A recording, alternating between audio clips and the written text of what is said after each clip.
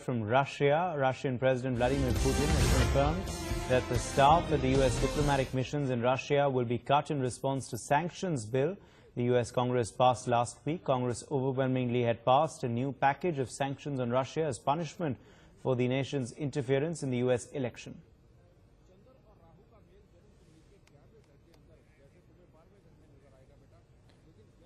Right, this is the latest coming in this story. 755 U.S. diplomats will be expelled from Russia. That's the news we are picking up. This after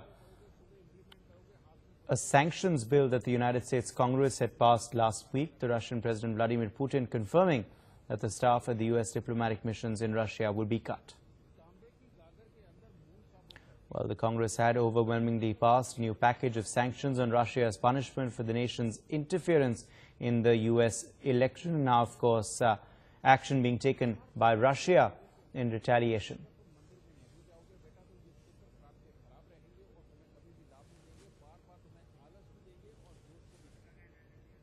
All right, we have Ananya Dasgupta joining us with further details on this story. Ananya, action being taken now by Russia after a sanctions bill was passed by the United States Congress. What really is Russia planning? It's a perfect tit for tat move, isn't it, Uday? Because this is right after both houses of the U.S. Congress voted almost unanimously to impose fresh sanctions on Moscow.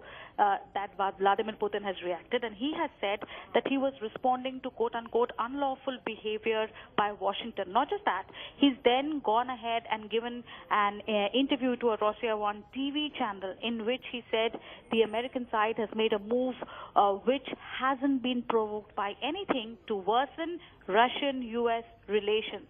So essentially he's saying it's America which is provoked and he is only reacting to that provocation. What he's saying is that the U.S. steps include unlawful restrictions and attempts to influence other states of the world, including our allies who are interested in developing and keeping relations with Russia. So he is saying that my move is only a response to what the Americans have done.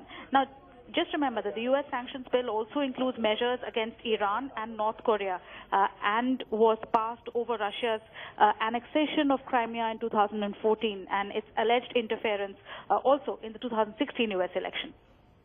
Right. And of course, what kind of, I mean, how much would the impact of this move be by Russia? We are learning that possibly over 700 diplomats could be asked to leave the country.